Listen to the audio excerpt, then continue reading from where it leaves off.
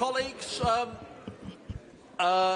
lovely to see people socialising all around the chamber, but we've got business to do. So welcome to this evening's cabinet. Hope everyone's refreshed after a summer that seems a long time ago now. But if we could crack on with the cabinet agenda in the town hall this evening, and apologies for absence, Jim. Leader, no apologies for absence. Thank you very much indeed. Disclosures. Sorry. Sarah. Councillor Gatland, Councillor Thomas, Councillor Hale, Helen Pollard have all passed on apologies.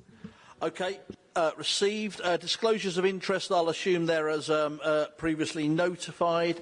Urgent business, we don't have any. Exempt items, can we agree the split between A and B?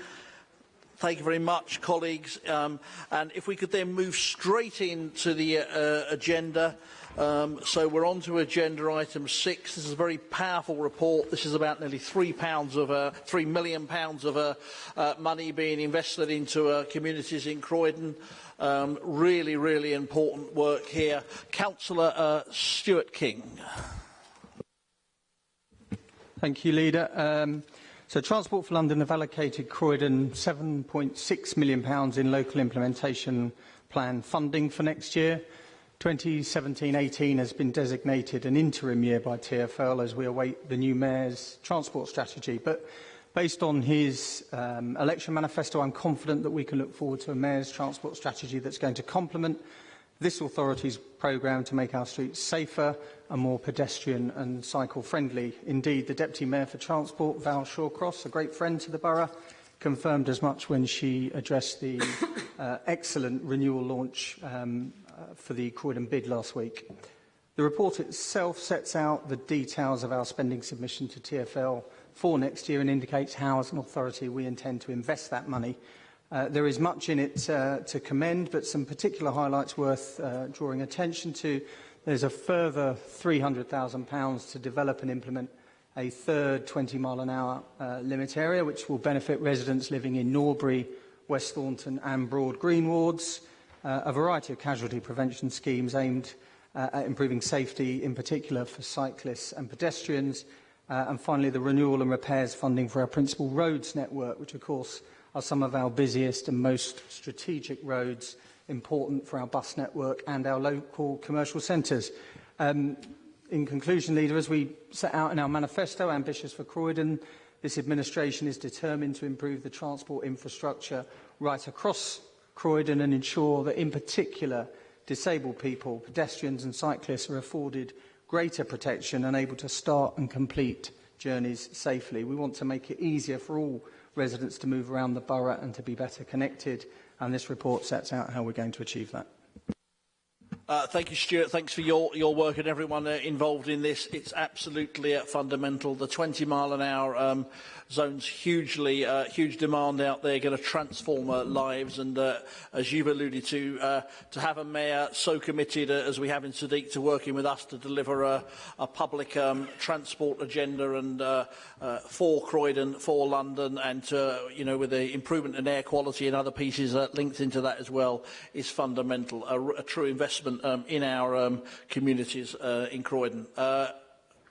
Councillor Sarah Bashford. Thank you. It's great that we're getting this funding, but I notice you've allocated nearly £1 million for walking and cycling improvements. What I'd be interested to know is how have you assessed the value or benefits this will bring, and which KPIs or health and wellbeing targets will the improvements meet? Thank you very much. Councillor Steve O'Connell, you had a question as well? Yes, thank you. I mean, I very much welcome the paper. I'm particularly pleased about investment in South Norwood. I think that's the right thing to do. Your point is a good one about this is money that's coming from the Mayor. This is an interim settlement while the Mayor basically sorts his figures out, gets his budget organised. Particularly, we need to put pressure on both sides of the divide to ensure that LIP funding continues. We had an exchange in Mayor's question time where we got a commitment of sorts from Sadiq that it will continue. He will be under budgetary pressures, Leader, and I think it's important that we make sure we nail down the Mayor's commitment to LIP funding, which the previous Mayor, to his credit, was supportive of this borough. So I shall leave for another night discussion around the 20-mile-per-hour scheme, but I am attracted to particularly the walking piece, around walking to schools. I think this is something that a lot of our casework and issues in the borough are often around conflict around school places, and I think if we can do any work around encouraging walking to school, I think that's a good thing. It's only a small part of this budget, but I think that is important. Thank you. I would very much echo what you said there, and I know your party locally is in transition on 20-mile-an-hour zones, and I appreciate that you being supportive, because I think there's growing evidence of the lives they literally save. I've seen a number of others, but I'll just bring Stuart back in, because we've had a couple of questions already, and then I'll take some other contributions from around the chamber. Thank you, Leader. There's one of the corporate KPIs that I have responsibility for, which is linked to the percentage of journeys that are started either by walking or by cycling. So I would anticipate that that would probably be the principal means by which we would recognise the success or otherwise that's made in that regard. But of course, there's a whole range of things that we're doing that the paper sets out that have an impact on whether people will feel safer and more comfortable sort of moving out of their car onto the into walking modes or cycling. I appreciate and acknowledge Councillor O'Connell's point about the work we can do to encourage children, and in particular their parents, when dropping them off at school, to do that journey by foot rather than by car. And there's a lot of work that we're already doing, which will continue to receive funding in next year's assessment. And finally, just to acknowledge the common ground that we share on the matter of LIP funding.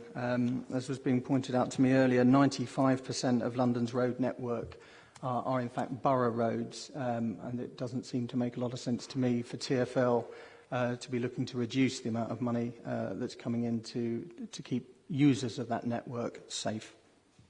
Thank you, Stuart. I've seen some other hands. I've seen Councillor Maddie Henson, Councillor Maggie Mansell. Jamie, did I see? No. Councillor Pollard, was you in? No, you wasn't.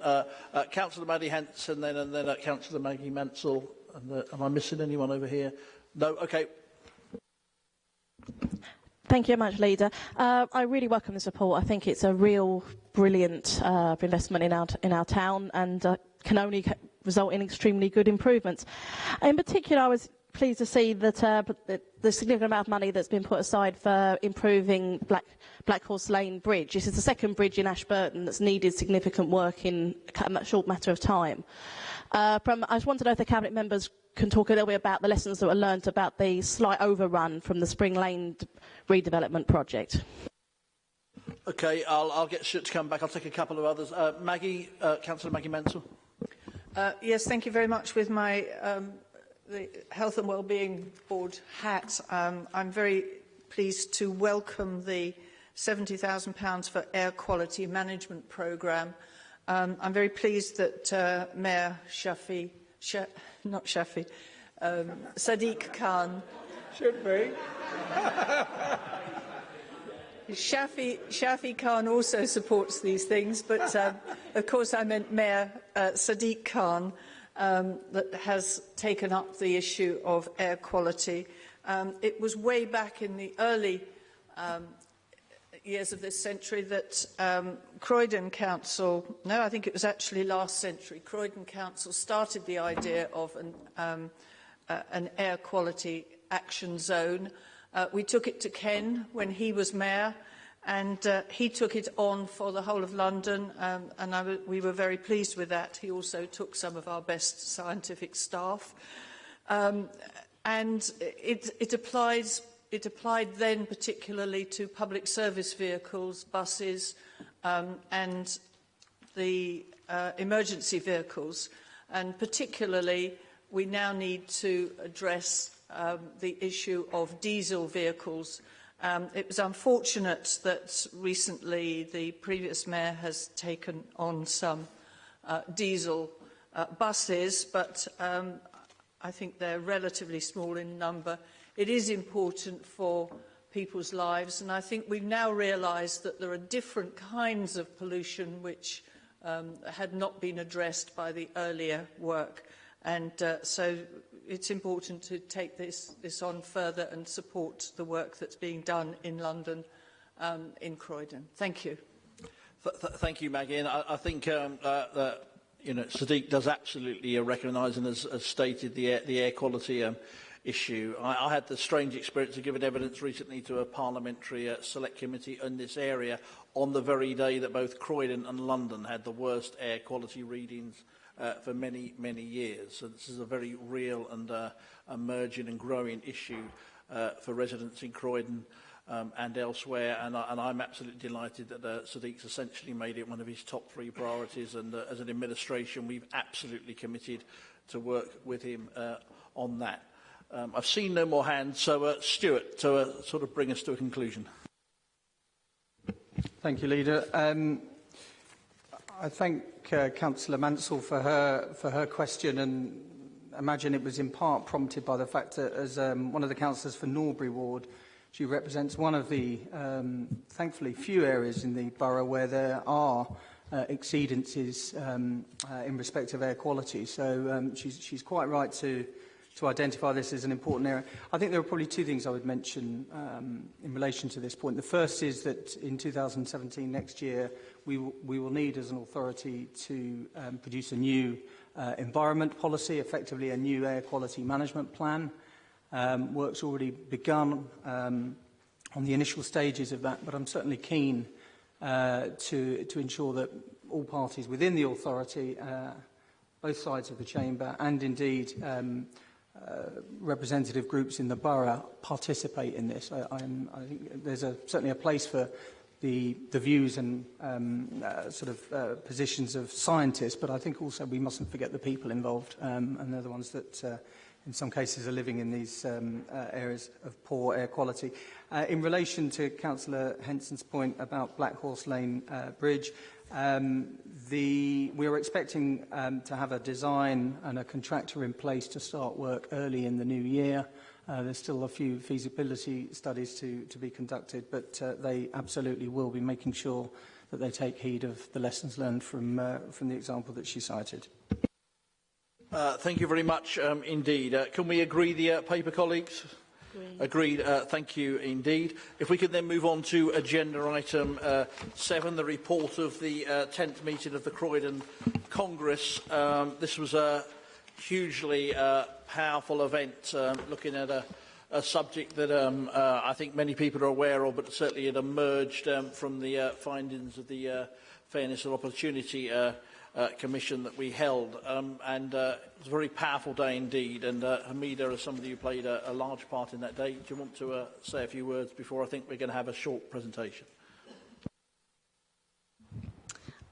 Thank you. The Congress events themselves, I think, have a justified reputation now for being extremely well organised and well produced events, and that doesn't happen automatically or without levels of extremely hard work, and that often goes unnoticed. So I'd just like to put on record, before I say anything further, our thanks to all the staff involved, in particular Yvonne Gay, all of whom worked incredibly hard. This event was no exception. It was characteristically well attended, and 98% of the almost 200 delegates who attended rated the event as excellent or good. And the video you'll see in a moment gives a really good sense of the issues raised and the tone and the tenor of the discussion.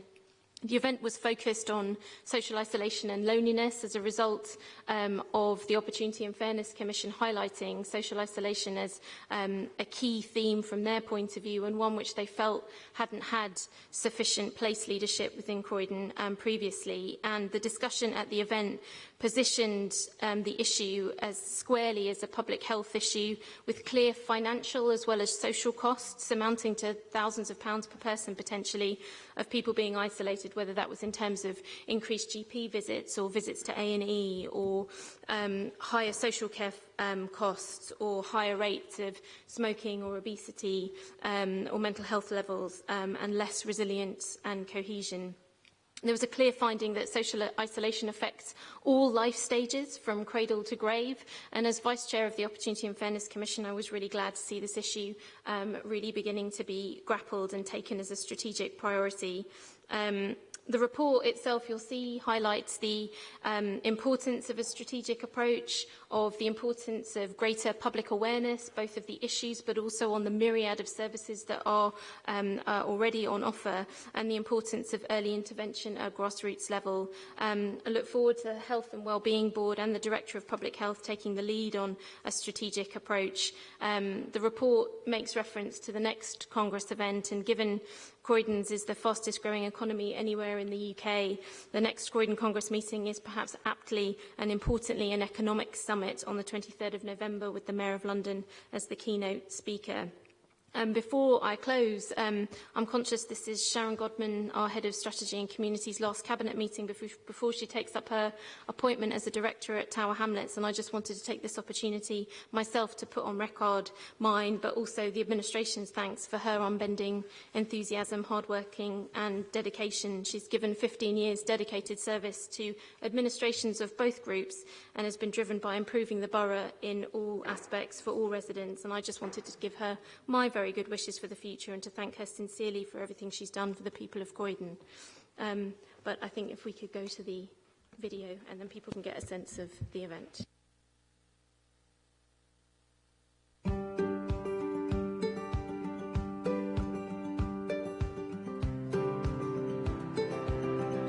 My name is Councillor Hamida Ali. I'm the Cabinet Member for Community Safety and Justice, and one of my responsibilities is to chair the Croydon Congress meetings. These Croydon Congress sessions are very important. They're a biannual assembly of colleagues, leaders across all sectors in Croydon, public, private, voluntary sector, faith sector, to come together and discuss, challenging, difficult issues that the borough needs to grapple with.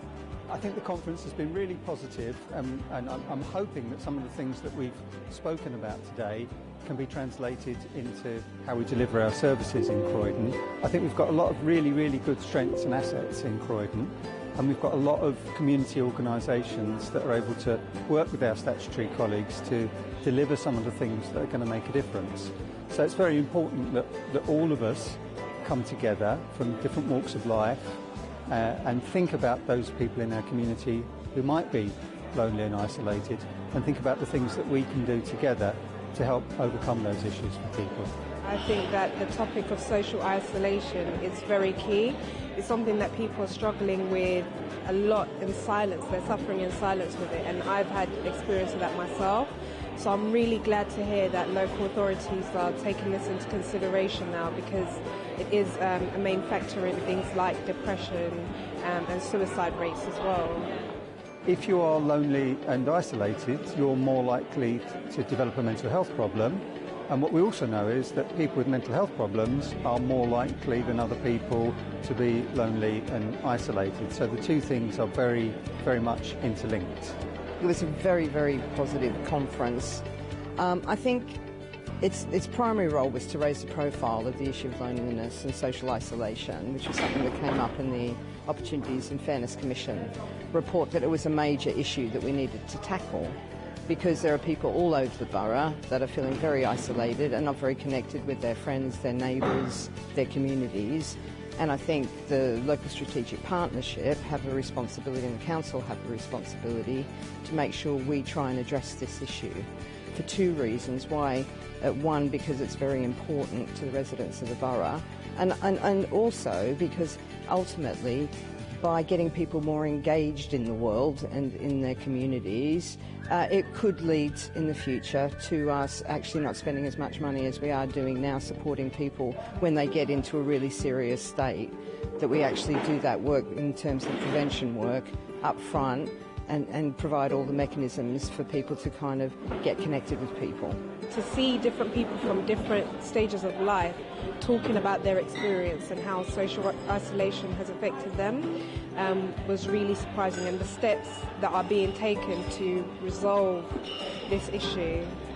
I had a very serious question to ask about the issue of combating male suicides, and I think we had some very good answers from the panel about some very practical ways of trying to work with perhaps the rather reticent older male community who may not talk about their problems, about reaching out to them.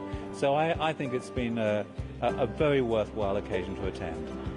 So it's been a fantastic event today here with over 250 people in the Fairfield halls.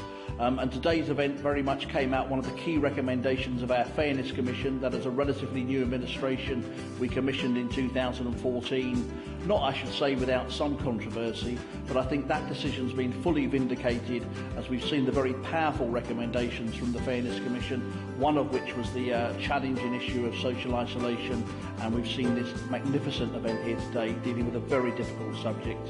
But we wanted to have that research and that document to see what was actually happening out there, some of the challenges that our borough faces, along with the exciting growth in investment we're seeing.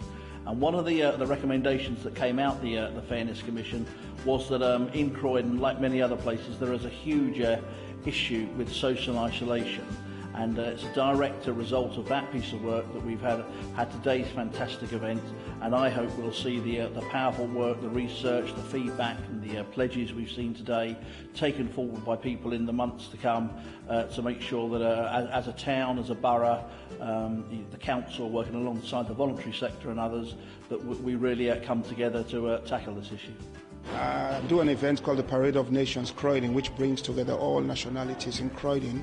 I think this is an opportunity for me to go back to those community leaders and see how best I could inform them, and if possible, train them or give them, signpost them to where help is, and I think they'll be able to communicate it to their communities in the proper way, or in a much more effective way. Because sometimes we deal with language barriers, and people who are socially isolated, because of that language barrier, they tend to stay even deeper in that isolation. So we need to articulate the points through the way they would understand the message. Many a time we print things in English, but some people don't even read English. So I think that's my way forward, is to ensure that we pass this message on in different languages and in different ways, not only through the internet, but maybe through faith organizations, through community organizations, then so we could reach the unreachable. In some cultures, you're not expected to be isolated, especially maybe for some of like the African cultures. They don't understand what social isolation is all about. So at times people just think, no, you just want to be what you are. The thing that really stood out for me was the fact that it just doesn't affect elderly people, that it affects a whole range of different communities, young people, old people, people with disabilities, people with mental health issues. And I think in terms of, you know, it requires a collective response to it. It's not just a council issue or a third sector issue. It's a real issue for the whole LSP to kind of grab and to try and tackle. One thing that we could be looking at is how we create a corporate social responsibility where we provide opportunities for our staff, many of whom live in Croydon, to actually work in a voluntary capacity actually in third sector organisations like Age UK and Mind and the organisations that featured here at the conference, to actually put their time in as part of their commitment to Croydon, to actually put their energy into trying to be part of that voluntary workforce of people to actually make those things happen. The second big thing that came out for me was around information and the fact that there's a need for some kind of brokerage mechanism whereby we have somewhere very clearly marked out exactly what the opportunities are for people to get involved and to do things, both people who may want to reach out for people to buddy up with them so they feel less isolated, but also for people who want to volunteer. And how do they, you know, at the moment there's some big, you know, third sector organisations, but there's a load of small grassroots organisations all across Croydon who are doing great things. How do we kind of, if you like, broker that relationship through a website or some other means at our disposal at the council to set up to kind of match those opportunities with the people who want to do stuff and the people that want to receive some support? Social isolation can clearly affect any one of us at any time, and it cuts across all different age groups. It's clear that the council has a key role, whether it's our youth services or those working with the elderly, to make sure that people are acutely aware that that is the case, and that we shouldn't make any assumptions because, as I've said, it could impact on anybody, anytime, regardless of their background. My role as the leader of the council is to ensure that we take forward today's recommendations and really do change lives out there for the better. My pledge around loneliness and isolation would be to look at some of our services and make sure that we really are reaching out to everyone in the community. And the way that we tend to do this is by using something that we call communities of interest. And we found that if you bring people together around something that they're all interested in, then you tend to get people from all sorts of different walks of life together. So people of different ages, people from different ethnic backgrounds, people with disabilities, people without. Because what's bringing them together is the fact that they're all interested in the same thing. One of the things that struck me most about today is that social isolation can affect any one of us at any stage of our lives. The other interesting thing, I think, was the impact that it can have on financial services. So in terms of services the council's providing, in terms of services that our GPs are providing, there's a real financial cost to people feeling disconnected. So what can we do collectively as a community to make people feel more connected and to include more of us? As Vice Chair of the Opportunity and Fairness Commission, and now in the Cabinet portfolio that holds responsibility for the implementation of the report, I'm really clear that I really want to take that report and make sure that all those themes, including social isolation, keep on the forefront of the agenda so that we can make sure that they have the commitment, the political commitment, the executive commitment across the borough to really put them into practice and make them real. One of the things that I'll definitely take away is integrating younger people with elder people, because one of the points that I made was that the modern day grandmothers about 30 to 45, so I think it's really important to integrate younger people, teenagers and the youth, with much elderly people in their 80s and 90s, because they have wisdom that they can give to us, but we can also bring that youth back to them through music and arts and just loving on them. From my point of view, the contribution that the Opportunity and Fairness Commission report has made is really important. I was privileged to be the Vice Chair of that Commission. It was set up by the Council last year to try and identify the key issues around equality and identify how we can tackle those. We identified 6 broad themes that we thought were relevant to that topic about tackling equality more effectively, and one of them was social isolation. I was quite struck it wasn't one of those issues that I was very familiar with. Some of my other colleagues that come from a health background and a voluntary sector background were really clear that that needed to be a priority, and our consensus was that there just didn't seem to be enough visible leadership in the place of Croydon about this issue. So I'm really encouraged to see that the next Croydon Congress meeting after the publication of the Opportunity and Fairness Commission report was on social isolation and loneliness. I think from the Campaign to End Loneliness perspective, what we'd really like to see coming out of this are some real commitment to driving this issue forward. We campaign for those who are over 65, but I think what's really clear here today is there's a real appetite to do something across the generations and across the community, and I think that's really promising.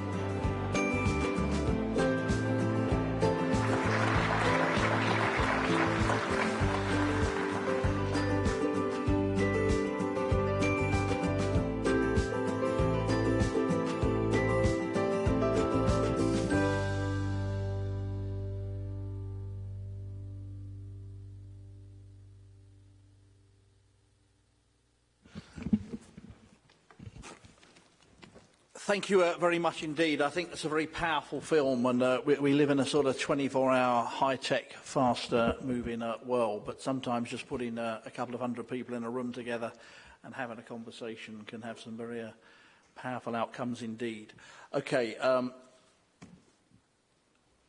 any comments or questions having seen the clip? Obviously a lot more work to be done in that area, and hopefully the lights in the council chamber will go on in a minute. There they go. Thank you. Louisa.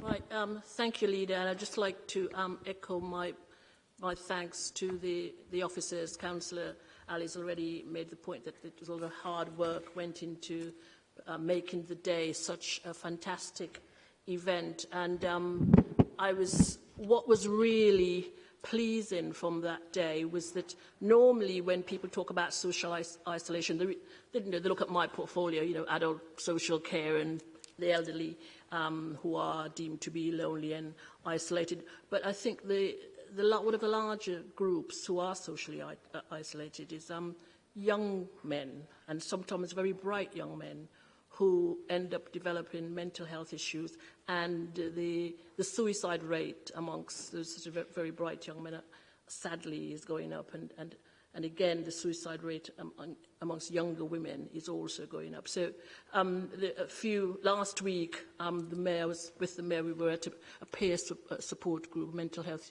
user group in New Addington, and it was great to see some of those young people had been at the Congress, and it was great to see the work that's being done in the community. And I think there's a recognition that there's a lot of great work being done amongst community groups to tackle this issue. And just to end by saying, I'm pleased to see that the Health and Wellbeing Board will be taking this forward and addressing how we actually implement the recommendations made in this report. So thank you for the work, and Sharon, thank you so much for the hard work you did in your time here, and I'm sure you'll do wonderful things also elsewhere. And thanks, Councillor Ali. Louisa, thank you very much. Councillor Pollard. Thank you, Leader. Just wanted to add our thanks on this side to Sharon Godman for all of the work she's done over a great many years in our borough, and to wish her the very best of luck in the slightly different place that is Tower Hamlets. Yes, I think Tower Hamlets will benefit from Sharon's wisdom. I'm looking around. Have we got any other? Councillor Alison Butler. Thank you for the report on both the film, Hamida.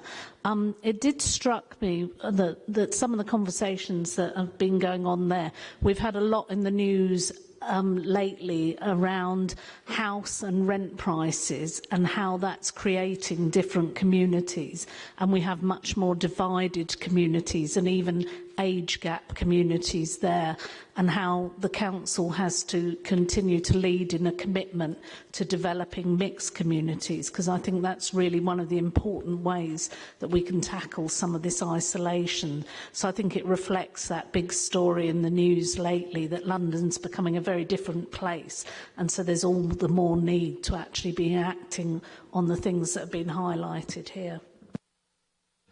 Thank you, Alison. Crucial point indeed. Hamida, anything to conclude with? Just to thank the colleagues for their contributions, and indeed the thanks to Sharon Godman. In terms of Councillor Woodley's comments, I think that was one of the really striking things about those who you wouldn't necessarily think were isolated. The report talks about working age people being almost even most at risk, because perhaps not being assumed to be isolated or be of any need. So we certainly can't make assumptions or have stereotypical images in our minds about who's most at risk, and that's a challenge in terms of being able to be that responsive and to develop a strategy that works for everyone, but that's certainly got to be at the forefront of our minds. And in terms of Councillor Butler's point about the impact of our changing housing market and how that's affecting this issue, I think that's absolutely right. The importance of mixed communities from all sorts of perspectives, and not least this. I think the point made by the founder of the Mustard Seed Group in the film talked about the importance of intergenerational relations and working and bringing people of different age groups together, and that's a way in order to be able to do that. Thanks. Thanks, Hamida. And can I, on behalf of the entire Cabinet and Council, add my thanks to Sharon for a fantastic contribution in Croydon. You will be sorely missed, and thank you for this report.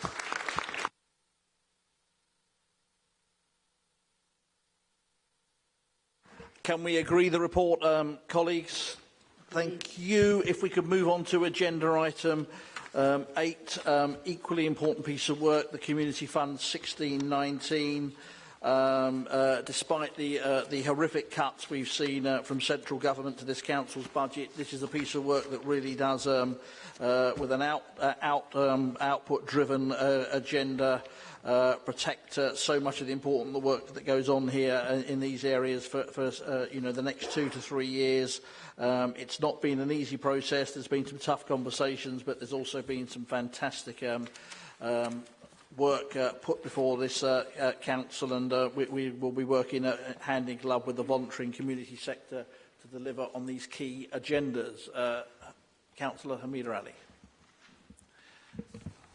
Thanks. I think we have some slides to accompany the introduction, and as the leader said, this has been a considerable piece of work. It's involved a really large team of staff members offering information and support through the process with the voluntary sector, a large team of evaluators who've all worked incredibly hard, led very ably by Janine Whitehorn. The number of bids that we received, totalling more than double what we could make available, and the quality of so many of those bids has made this a really challenging piece of work for all those involved. I'd like to thank all those organisations in the voluntary sector for their commitment and hard work in making submissions and taking part in this process, and all those who worked on the Community Fund, identifying the collection of successful projects and services that the Community Fund will be supporting over this next 3-year period. I'll just spend a few moments going through the approach that has underpinned the Community Fund, the key principles, its structure, the support that we offered, and some headlines of the fund, which of course are detailed in the paper, as well as some next steps. The Community Fund has seen a shift in our approach to our relationship with the voluntary sector, perhaps from a more paternalistic grant-making approach to a much more modern commissioning basis. The Opportunity and Fairness Commission's reflections on resident engagement and the importance of the voluntary sector has really shaped our approach, and we've genuinely sought to really consider that feedback as a result of their findings, as well as approach this in the context of the administration's manifesto. And we've sought to play to the strengths of the voluntary sector when you think about the sheer scale of the voluntary sector in Croydon, as well as the appetite that more and more residents have to give of themselves. And we've tried to prioritise the importance of prevention, early intervention and community empowerment. The structure of the Community Fund built on the basis of some really important foundations and building blocks of quality, good oversight, financial robustness. There have been some key principles mainstreamed through the approach, promoting volunteering. We heard about that from the Chief Executive in terms of the film around social isolation. The principles of asset-based methodologies, our own responsibilities as a public authority in relation to advancing equality, as well as collaboration and investing in grassroots. In terms of the outcomes, so rather than funding organisations or structures as of themselves, we asked organisations to make submissions against how they would be able to deliver and contribute against those outcomes. And we used 5 of the 6 priorities identified by the Opportunity and Fairness Commission. The only one that wasn't used was because it was focused very much on the town centre. So a focus on communities, social isolation as discussed, living standards, children and young people, and homelessness. The process, as I said, represented a shift from grant-making to commissioning, and this followed this administration extending all grant arrangements to the end of this month, pending the findings of the Opportunity and Fairness Commission, so that we could really properly consider those. I mentioned that there'd been a robust evaluation and moderation process to identify the successful bidders. It involved 22 members of staff from a range of disciplines in the council who are expert in some of the areas that we were looking for services and projects to come forward. And we also had external evaluators to help ensure that this was an independent process and that it was genuinely robust and free of bias. The Council was at pains to support all bidders through the process, providing a range of information sessions about the process, support and information about compiling bids and working in partnership with others potentially. And we've had some of those bids come forward where it's a consortium of organisations working together. As the process progressed, council officers engaged in a number of informal discussions with bidders to further discuss and negotiate with them around their proposals. And for those who may need it in the coming months as we switch from one funding arrangement to another, the council will be discussing tailored transitional support for those organisations that need it on a case-by-case basis. Just to give you some headlines, the Community Fund, no exception to any other part of the council, has had to see cuts. And through the process, I mentioned that we received more than double, over £5 million worth of bids, which was more than double from what we had projected for. But given the volume of bids and given the quality of them, we have found a bit of extra money than we were budgeting for, so we're making a slightly increased investment, which means a £6.2 million investment over the 3 years. We've now made a series of indicative agreements with the 35 providers, and that's given us good coverage across the outcomes that I highlighted earlier. All of the organisations that were funded under the previous arrangements have been offered a level of funding under the new commissioning approach, although there are 8 organisations that have received funding at a slightly reduced level. But importantly, that's allowed us, the process has allowed us, and it was something that we were hoping for, is to bring even more organisations, even more services and projects forward. That's included 15 new projects. But some of those projects might include a whole range of organisations. So one, for example, is working with 19 organisations alone. All of the organisations that have been funded are either paying the London Living Wage now or will be working towards that during the life of the cycle. And this investment is separate to and in addition to the smaller grants programme, now termed Croydon Community Grants, which will see £100,000 a year over the 3 years, and in addition to the Community Ward Budgets programme. And these next 2 slides are just designed to give you a sense of the spread of investment over the 3 years across the range of outcomes. And in the report in section 6, you'll see the detailed line-by-line detail of the agreements that have been come to with the range of organisations. And we've sought to have a good spread over those outcomes. We've sought to have a good spread across the geography of the borough, and you see that from the north to the south. And we've also sought to ensure that there's a good range of services that are targeted at a whole range of sections of our communities, whether that's in terms of disabled people and a whole range of impairments. Women, there's a first independent sexual violence advisor will be at the Family Justice Centre as a result of RASAC's bid. Whole range of people from different ranges of different ethnic groups, and a whole range of age groups that are being supported and targeted, and significant services targeted at carers as well.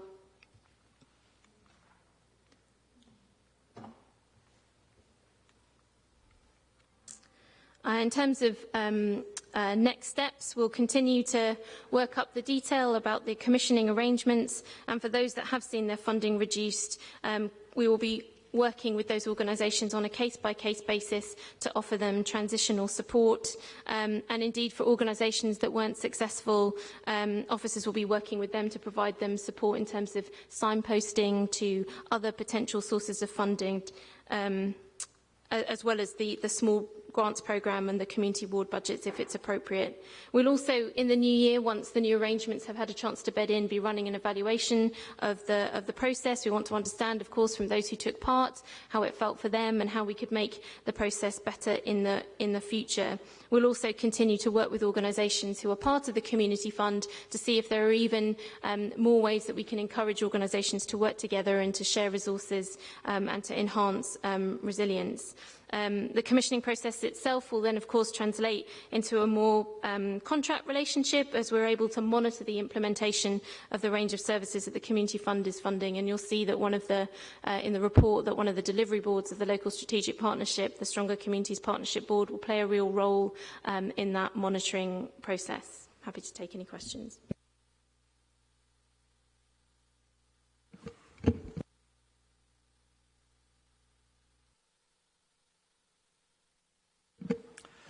Thank you, Hamida, for the tremendous amount of work that you and officers have put into this paper and the work that's gone on. I think it's going to transform how we're working with the voluntary sector across the borough. Any questions? Councillor Steve O'Connell. Sorry, Chair. I welcome the paper. I mean, clearly some of the issues around it are about monitoring performance. This is a 3-year arrangements, and there's some very large figures here, which I welcome, and we have some comments from the Cabinet member around that. Equally, it's a little bit about the sort of dependence of some organisations on our funding, because there were some winners and there were some losers, and I think all other councillors are aware of some groups that probably were not successful. I should declare early interests, because I have one group that was successful and one that wasn't successful, so I just declare an interest: Crystal Palace Football Club and Purley Youth Project, so just get that out of the way. But I think probably there's 2 points: is A, giving support to those groups that previously were supported by the council, and are not now. And I think I had some comfort, Hamida, from your comments around that. And also supporting through those 3 years to ensuring that many of those groups are able to add their own self-sustenance. So in other words, at the end of the 3 years, making sure that they're not left there, depending whatever the administration is, without that support. I think that's very important. And a last comment and kind of plea around the grants fund, which is the sub 5,000 fund, which you commented on, which again I welcome. I think the paperwork requirement, and it is public money, the paperwork requirement there is quite heavy for the figures that we're looking at, is some of the feedback I've had. I'd be grateful if you could have a look at that. Again, as I said before, it's public money, should be protected, audit trail. But sometimes when groups are applying for significantly less than 5,000, they're asked to put through a lot, and these are some small groups that don't always have those resources. But overall, very much welcome the paper and the commissioning aspect to the support that the Council is giving. Thank you. Thank you. Steve, any other questions? No. Yeah, Hamida, can you respond to Steve then, please? Yeah, thank Councillor O'Connell for his questions and his comments. In terms of the issue around dependence on council funding, it has been a difficult process, even though we've been able to find a little bit of extra investment to fund as much as we were able to. Nevertheless, it has had an impact even on those who've received what may appear over the 3 years, as it's set out in the paper, to have significant levels of funding. It can, for at least 8 organisations, as I said, be still quite a reduction on what was previously available. Partly, this was a commissioning process. It was a different approach to last time, so it wasn't really comparing like with like. We were asking organisations to come forward and tell us what they could do to contribute to those collective outcomes. So it's not a reflection on what was previously. It was a new approach. And of course, part of that is about recognising that we are moving to a different arrangement. The Council's funding has been shrinking year on year. We all know about the cuts that we've seen. Government grants snapped in half in the last 5 years, and that has an impact on our ability to support the voluntary sector. And this approach has been very much encouraging organisations to come together in collaboration, to share resources, and so that more of that investment can go towards the front line, as it were. We could probably like to see a bit more of that, which is why we're going to be continuing to work with organisations in the fund to see if there's even more that can be done. In terms of the contract monitoring, we see that as really important. You mentioned that it's a 3-year cycle, which of course it is, but we will nevertheless be looking at delivery against our funding agreements, and that will be looked at really closely. In terms of the Croydon Community Grants, welcome the feedback. It was our intention, genuinely, to lessen the burden in terms of making those applications. So, for example, while there is a pro forma there, organisations are welcome to record something on a smartphone and to submit that in lieu of a written application, precisely because we're really keen for people to come forward, so that even a few-minute video could then lead to a conversation face-to-face with council officers. But I'm happy to discuss with the councillor what we could do to make that even easier. Thank you, Hamida. Councillor Jamie Audley. Thank you, Leader. Thank you, Hamida, for your presentation, and just really congratulate you on taking the step to, as a funder, push through the London living wage through the borough. That's excellent news. I think we're either the second or third council to go down that route. You may update us on that. Just wanted to dig into the detail.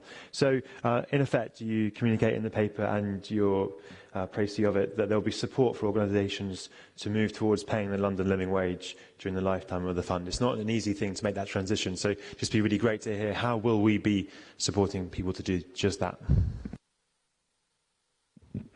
I thank Councillor Audsley for his question, and indeed all his work that he's doing to encourage employers across all sectors across the borough, which we could certainly see more of, particularly in the business sector, paying the London living wage in Croydon. This was something that was a key principle in our approach, was to really ensure that across this cycle, even if those organisations weren't currently paying the London Living Wage, that would certainly be our expectation by the end of the cycle. That, I think, is a really clear principle, but I won't be able to, I think, answer in the detail that the Councillor would like to see now. But that's something certainly I'd welcome working with him across the next coming months. Certainly, you and I were both at the Voluntary Sector Alliance meeting discussing with some of the voluntary sector representatives there and hearing some of their concerns about the difficulties in doing that. But I think that's something that we need to continue to show leadership on in this borough, to see that regardless of sector, we see more people paying a decent wage that people can live on.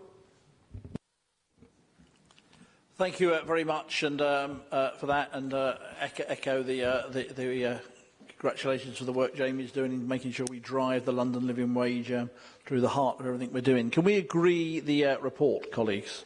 Please. Thank you very much indeed. If we can move on to agenda item 9, the Q1 financial performance. I mean, I reflect as I read this, really, it's only a little over 2 years ago we had the then leader of the Conservative Party in Croydon wondering and pondering out loud about how we were going to manage a £100 million fiscal black hole that the council had been left, I think, to quote directly. And here we are 2 years on, with families in Croydon able to plan the bills with stability, with the council delivering value for money, with a grip of the council's finances, even against that backdrop we've seen in terms of tough financial settlements from government. And it's because we've, as a council, got control of the finances of this council, and we can bring that stable fiscal management to the borough, that we're able to start looking at how we can invest some of the money the council does have in various exciting projects across the borough. And keeping us all honest in that endeavour is Councillor Simon Hall. So I'll bring Simon in now. And can I take this opportunity as well to congratulate Richard Simpson on his recent appointment as Executive Director of this council as well. But Richard, thanks for all the work you've been doing in this area. Councillor Hall. Thank you, Leader. Yes, just to put in context, this year our grant was cut by some £14.5 million at a time when, with inflation and demand growth, in real terms, that's a much bigger cut. So anything we're looking at when looking at the financial performance needs to be in that context. And the fact is that we've come out with a situation where the forecast overspend at this stage in the year is less than £700,000, approximately 0.2% of our net departmental expenditure. So a tiny variance. And in fact, going back in old cabinet papers, I went back 5-6 years and couldn't see a single year where at this stage of the year the forecast overspend was as low as it is this year. And that's, as I say, despite those huge cuts in our grant.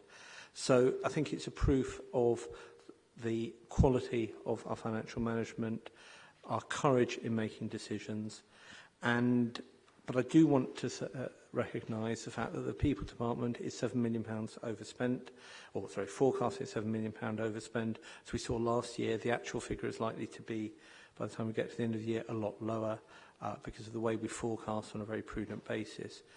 But again, to put some context on this, Local Government Chronicle last week published figures from DCLG showing that 75% of children's social care budgets last year were overspent. 65% of adult social care budgets were overspent last year. And in terms of our housing needs and the pressure that places on the council's resources, we have to remember that central government has allocated to Croydon, as set out in the report, 27% of the entire country's additional funding for housing needs to Croydon. Such is the scale of issues and pressures that we are managing in this borough. I'm very proud that we are not sitting back. We are looking to how we can accelerate the transformation of the People Department with our excellent new Executive Director, Barbara Peacock, leading the charge, so that we're looking at how we can transform adult social care quicker, how we can take the Think Family projects to the next level, how we can use the council's resources in terms of things like temporary accommodation to limit the impact that those have on the council's finances, and in the work on prevention, as we touched on earlier from the Croydon Congress on social isolation, how we are beginning to help people help themselves find better solutions which are win-wins, better outcomes for the families and better financially for the council. And in terms of the overall financial management, it was fantastic to hear Grant Thornton at last week's General Purposes and Audit Committee on their value for money, recognising that we have, with all the challenges that we have in the medium-term financial strategy, that they consider that we have got a risk, that we're mitigating that risk and managing it well. Similarly, that with policy changes on housing and benefits, that again, we're mitigating those risks and have the appropriate measures in place. And what also is illustrated in this report is that by making the investments that we have in different areas, such as real lettings, we're actually seeing a return to the council. So using the council's borrowing capacity and resources to actively help the people of the borough and also generate income, which limits the extent to which the draconian cuts from central government are impacting on the people of Croydon. So on that note, I'll stop, Leader. I'm happy to take questions. Okay, thank you very much for that, Simon. I've seen Councillor Tim Pollard. Thank you, Leader. I just felt I should comment on that tired old line that you've trotted out yet again about the £100 million black hole that you say existed. It's not true. You know it's not true. There was, at the time, roughly £100 million worth of pressures on the council, as there were in 2010, as there were in 2006. But there was not and never has been a black hole in the finances that you were bequeathed to solve. So please don't keep trotting it out. You're insulting everyone's intelligence. I merely quote from your then leader. I mean, he's on the record, but history can judge. But you know, that's what he said. Councillor Cummins. Thank you, Leader. There were three things which I wanted sort of some clarity on, if that's okay. First one was it was mentioned that Grant Thornton's overall opinion, which was voiced at GPAC the other night.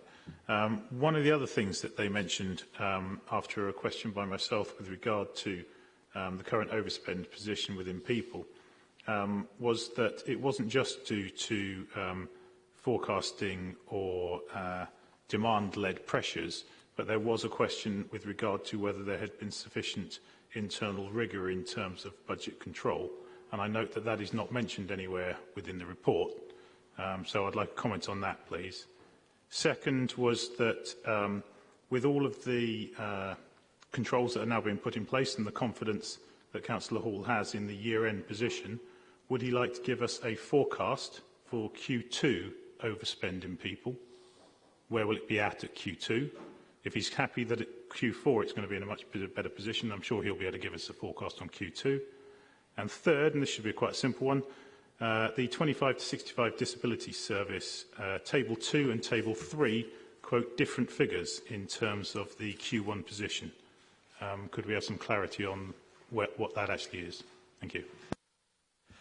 Well, I won't be inviting Councillor Hall to give you a running commentary as we go through the quarters, but you'll have to wait along with everybody else for his words of wisdom when we get to that. I'll bring Councillor Hall in a minute. But Richard, do you want to comment on the point of the auditors who've been, I think, extraordinarily positive about this council's performance under the still challenging times that we face? But I think Councillor Cummins has found a slightly abstract comment and has reflected on that. Thank you, Leader. So I think we've both seen the report, a number of us have seen the report from Grant Thornton, which Councillor Hall reflected on. I think they were asked a question about why, I suppose, why is there an overspend again, I suppose, was one of the questions they were asked. And I think we discussed at General Purposes and Audit Committee there was a combination of things.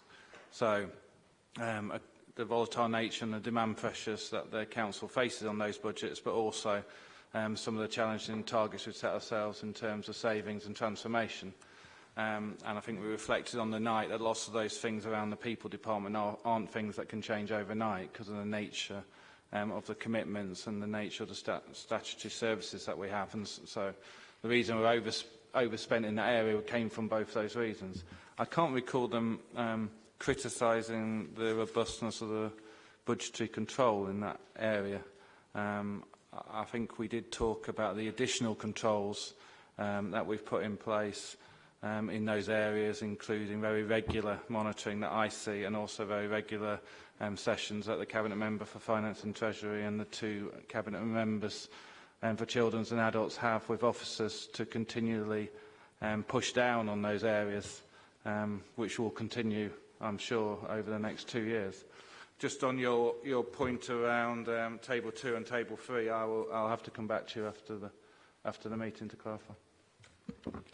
Well, I will bring you in, because I think this is the second GPAC meeting, Councillor Cummings, where you've appeared to have heard things that auditors have said that I don't think the auditors themselves have recalled hearing. But back to yourself for a comment. I was very specific in the conversation which took place in GPAC, and I was not denying the things that you have said. All of those things were said as part of that meeting. But in terms of, I specifically asked the question and worded it around whether it was entirely down to external factors, if you like, or just budgeting, as in there was no implication for internal control of the budget in the overspend. The answer I received back was that it was a combination of all three factors, and that the exact words used were around an internal rigour. I think we'll leave you with your, as we perhaps did previously, interpretation of events. But I think you've seen the auditors' comments on this performance of this council, and one might ponder your desperation to find something negative. I'm surprised you're not joining in the congratulations of the officers and Councillor Hall for the robust management of this very difficult area, even in these challenging times we live in. But I do accept it's the role of opposition. In no way at all am I disputing the vast majority of things you have just said, and that this is actually overall a pretty good financial position for the council to be in. Thank you very much. With all of the pressures that they're under. But it is our job to pick out that, yes, you do have a £7 billion overspend in one department, and question it. Yep, noted. I've noted the entire breadth of your comments there. Councillor, no, I'll bring you in, Simon. I think I've seen one or two others, so if that's okay, I'll take one or two other comments, then bring you in. I've seen Councillor Pat Ryan, then Councillor Robert Canning, and then I'll come back to Councillor Hall. Councillor Pat Ryan. Thank you, Leader. I've never seems to be amazed at Councillor Cummins. Never seems to be amazed. He don't seem to have got the message, Leader. He don't seem to have got the message. 6 years of austerity cuts, savage austerity cuts, with a promise from the new leader, Theresa May. Is it Theresa May? The new Prime Minister, further austerity. Rest assured, she said, rest assured, austerity measures are going to carry on. Councillor Newman, Councillor Hall, can we possibly make any more savings? I'm not surprised to have a small overspend like what you mentioned, particularly with those savage cuts imposed upon us since our election, since we've taken over the Rundrifts town. I think we've done very, very well, and I think that you're there to question us by all means. That's your job as an opposition, but not to be so critical when they're not founded. Thank you, Councillor Pat Ryan, and I think we would like to see some of Councillor Cummins' energy in this area directed at his own ministers to encourage some fairer funding for Croydon, as some of his colleagues have done. But it's very important that we send that message that we need to be working together as politicians to ensure that Croydon gets the fair funding from the current government, even in these times of Tory austerity. Councillor Robert Canning. Thank you, Leader. Can I also welcome the paper? It very much shows how we're prudently managing the Council's finances. In section 8, the paper refers to the collection of council tax. I'm sure many of us have been contacted by residents who suddenly find that they've been hit with charges and additional costs when they've fallen behind on their council tax. And I've certainly had casework on that, and I know my fellow Wadden councillors have. Could Councillor Hall provide a little more information about how the wording on the recovery documents, the reminders and the final notices, are being changed to try and avoid these additional costs being incurred? Is it just a case of making the wording clearer, or is there more to it than that?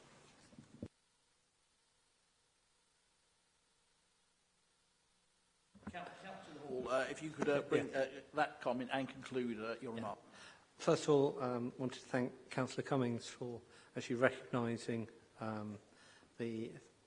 fundamentally the good financial management that we're showing and the position in these very difficult times that we're showing, even if that was reluctant. And in terms of internal rigour, I think what is true is that we, as an organisation, we're getting a much better grasp of the cost drivers within the People Department, and that will enable going forward for more and more accurate budgeting and forecasting. I'm not going to get my crystal ball out in terms of Q2. What we do know, and we've had it consistently, that because of all the efforts of Cabinet members and officers, the position, I do believe, will improve over the year in terms of the departmental overspend, but I'm not going to put timescales and be a hostage to fortune on that. In terms of the sort of difficult position, I think you're right, Councillor Ryan, that needs to be recognised. Councillor Canning's point on council tax collection, what this is to try and have a much more proactive approach. So it's about much clearer letters which are designed to have the right impact in terms of the words and layout that help people realise what the implications are of a letter. But also we're doing work with text reminders, warnings, outbound phone calls, change the script at the contact centre, all of which are designed to enable us to work with people to help them prevent getting into situations where they get all sorts of extra charges, be it bank charges or in terms of, for example, court costs and so on and so forth. So the whole piece of looking at behavioural science on council tax collection has been looked at. And one of the interesting things is, as that's being rolled out, is that as of the end of August, we are on target to achieve the highest ever council tax collection percentage that this council will have achieved if we carry on, and well ahead of last year at the same point. So it's showing that those sorts of methods which have been partly rolled out over the last couple of months and which are being rolled out, further steps being rolled out over the autumn, are having a really positive effect, and which again is one of the things that leads me to believe that we have got the finances of this council, despite all the external factors, under good control, and will carry on to do so to deliver to the residents of Croydon. Thank you very much indeed, Simon, and that's why, as I know you've already shared with scrutiny, we will be bringing forward a 3-year budget for you early next year to ensure that that stability that residents of this borough are enjoying with a Labour administration delivering value for money can and will be maintained. Can we agree the paper, colleagues? Thank you very much indeed. If we could move on to agenda item 10, I understand these are for the Cabinet to receive these recommendations from scrutiny at this stage. But Councillor Sean Fitzsimons, welcome to the meeting. Is there anything you wish to add at this stage, Sean? Thank you, Leader. Just quickly to just remind people what they're about. So the page 90, which is Children and Young People's Subcommittee recommendations, was on homeschooling. ultimately, I think the cross-party view on the councillors that homeschooling is a parent's right to educate their children at home. But we, as in common with many other local councils, have been worried that some people their children and their education is under the radar. So what we would like to sort of set out is that the Local Government Association on the 15th of September put out an announcement on homeschooling, looking for additional powers for local councils to actually investigate whether the right to enter the home to make sure the child is being educated safely at home. That's point 5, and so I'm assuming that the council has signed up to the LGA's announcement that they're seeking these additional powers. So the second one on Scrutiny Overview Committee of the 7th of July was on brick by brick. Obviously, a lot of it referred to the consultation that was in Part B in July. We did make 3 recommendations. Again, I think there are always lessons to learn when it's consulting residents, and I hope that these can get agreement. The third set of recommendations, item 5 on page 91, was in regards transport hubs and accessibility. We've done a number of reviews of the trains and the stations in Croydon. We try and go for ones where we have deliverable recommendations. What we find is that sometimes, many of our stations in Croydon are very accessible for all the public, but there are a number of stations in Croydon that aren't accessible either to people with limited mobility or people with actual disabilities. So we welcome that there looks like there's going to be some additional funding for Coulsdon South and Selhurst, but we do want to push for additional the council to see whether the council can help push forward a redesign of Nord Junction, because it is one of the major stations in Croydon. But also, where we have partly a control over as 5 ways, is to improve the access to that station. So altogether, I think these 3 sets of recommendations sort of show you the range of work that Scrutiny is doing. I noticed that Janice here, now I don't know if he's got anything to add on children and young people, but hopefully that Croydon Cabinet and the leader are able to give some positive responses when this comes back to this Cabinet in the future. Thank you very much, Sean, and it does absolutely reflect the tremendous work that Scrutiny is doing across the piece, and it would be wrong to start a debate here tonight on these subjects until we've been through the appropriate processes, other than for me to say that Network Rail really do need to crack on and make Norwood Junction a fully accessible station as early as possible. Jan, anything to add? Just to say, thank you for acknowledging how hard we are working on scrutiny and how diverse and things, the topics and areas that we are looking into are, and how we're trying to get things to move forward. And we hope that, that you do really take our recommendations very, very seriously and come back as soon as you're able to, within the time framework. Thank you. Thank you for that, and I hope the record shows that we do, and I think it's absolutely fundamental that we have such a powerful scrutiny function in this borough to both hold the Cabinet to account and take on increasingly work in different areas as well. Just a short note on Norwood Junction. We're all on side in trying to get improved facilities there. There is a chink of light. I met with TfL's liaison with Network Rail. I'll speak off agenda with colleagues, but there may be some opportunities in the next control period. So we're all pushing to get some facilities around there, particularly around disability. It's recognised across the piece that we need to improve Norwood Junction. So we need to all work together on that one. But there is some I appreciate your support on that. And the TfL are coming down again, I think, next week on that and other issues. But I think we've had, under both administrations here, we've had too many years of warm words and not enough action. And if we are going to see the significant modernisation and replacement in due course of East Croydon that the borough needs, then actually the role of Norwood Junction in the short to medium term could be even more significant than it is now. And the situation, as you rightly say, is Not acceptable. Can we receive the paper, colleagues, and we'll report back in due course. Thank you very much indeed. Moving on to 11.1, investing in the borough. Councillor Hall, anything to add in addition to what's in the papers? Nothing to add. Any questions on 11.1? No, thank you very much. Can we agree the paper? Can we move on to 11.2? Councillor Hall, anything to add? Just to say this is another example of using commissioning to deliver better outcomes for our residents at lower cost. Delivering value for money, I think, yet again. Any questions on the paper? No, can we agree the paper, colleagues? Is that agreed? Thank you very much indeed.